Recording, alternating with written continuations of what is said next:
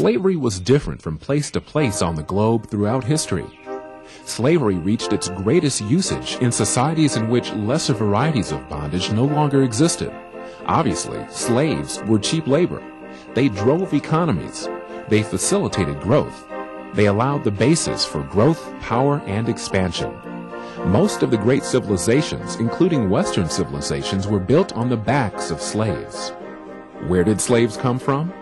Throughout history, the biggest source by far was warfare. In some cases, war was declared for the purpose of acquiring slaves. Apart from warfare as a source of slaves, the offspring of slaves themselves was a major source of new slaves. How do you get someone to submit to slavery? Isn't being a slave against the human spirit? Well, in most cases, remember, slaves were not treated as harshly as they were here in the Americas by the Europeans. The basic way to assure submissiveness was to uproot the slave from his or her homeland, put them in a new environment, and isolate them as much as possible so they can't assimilate into the new culture. That's why, for instance, in ancient Rome, if you were a criminal and they sentenced you to slavery, they exported you to a foreign land. You were out of place, you probably didn't speak the language, and you could be controlled. Treat a slave okay and give him a few rights, something to hope for, and he'd probably stay with you instead of venturing out into a hostile foreign world. Get it? Now, there's a false impression that slavery was driven by prejudice. In fact, prejudice rose out of slavery. It was a result of slavery. It was not the cause. And throughout history, slavery was almost always for reasons other than prejudice. It was usually an issue of cheap, manageable labor. It was not started because of hatred. It's time to start thinking about this concept.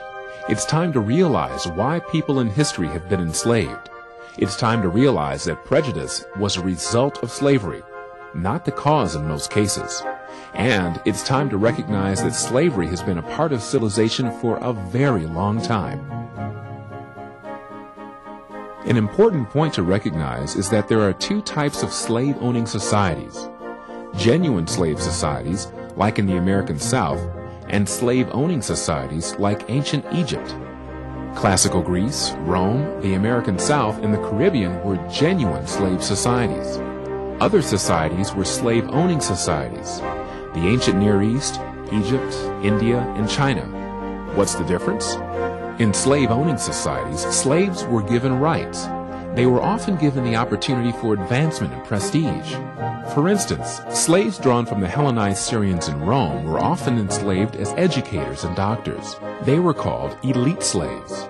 Some other elite slaves, the Mamelukes, were purchased outside Islam, given military and religious training, and then released after they had served. In some African civilizations, freed slaves were even able to hold political office.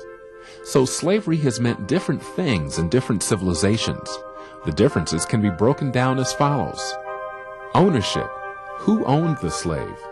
Was it a person, an institution, a government, or a religious deity? Rights. What rights did the slave have? Would they become free? Could they hold office? Were they considered citizens? Society. What were their roles in society? Responsibilities. What tasks did they perform?